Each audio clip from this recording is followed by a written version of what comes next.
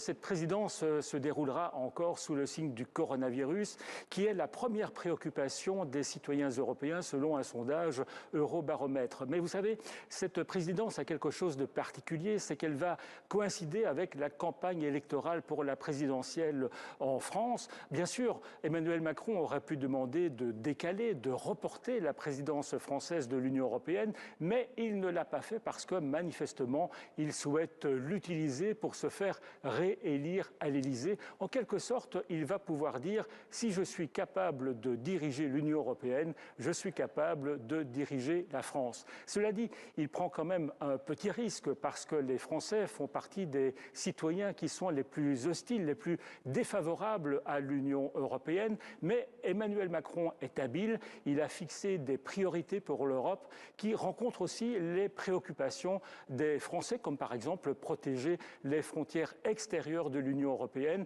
les protéger notamment contre un éventuel afflux de migrants. Alors, je vous donne un scoop, Marian, c'est que Emmanuel Macron n'annoncera pas sa candidature à la présidentielle en France avant le 19 janvier, parce que ce jour-là, eh bien, il sera ici au Parlement européen, il prononcera un grand discours sur l'avenir de l'Europe et il est important qu'il prononce ce discours en tant que président de la France et pas en tant que candidat à l'Élysée.